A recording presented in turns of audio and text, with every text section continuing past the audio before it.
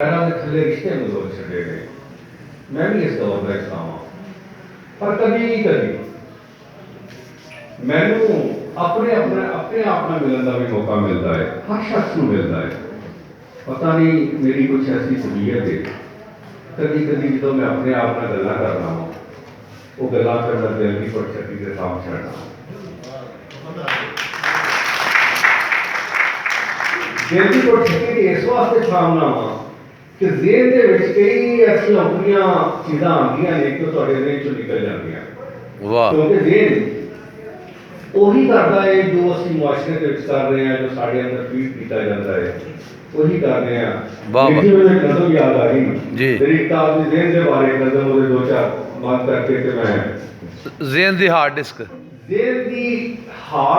ते उकरी हुई नज़म। वाह वाह वाह,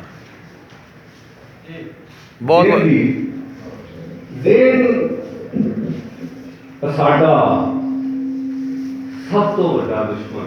हाँ हाँ हाँ हाँ, साडा सब तो बड़ा दुश्मन, सब तो बड़ा दुश्मन। हाँ हाँ, दुख अजाब गुनाह पापा नाल, हाँ हाँ, दुख अजाब गुनाह पापा नाल परिचा, हाँ, साडियां हिस्सां नूं ही अपने पीछे लाई करदा। बहुत अच्छे ज़हन, बहुत अच्छे, साडियां हिस्सां नूं ही अपने पीछे लाई करदा। ਇਹਦੇ ਵਿੱਚ जो फीड ज़माने कीता ਉਹ ਸਾਨੂੰ करना ਪੈਂਦਾ। बहुत अच्छे बहुत अच्छे बहुत अच्छे बहुत अच्छे बहुत अच्छे सुल्तान गाजी साहब, ਇਹਦੇ ਵਿੱਚ जो फीड ज़माने कीता ਉਹ ਸਾਨੂੰ करना ਪੈਂਦਾ।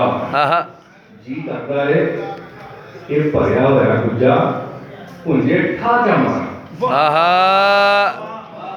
जी करता है ये भरिया होया कुझा पुंजे ठा जा मारा, ठीकरा तीकर पीवा, ठीकरा तीकर पीवा।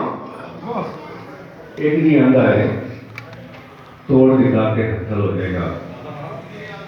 एक ही कहता है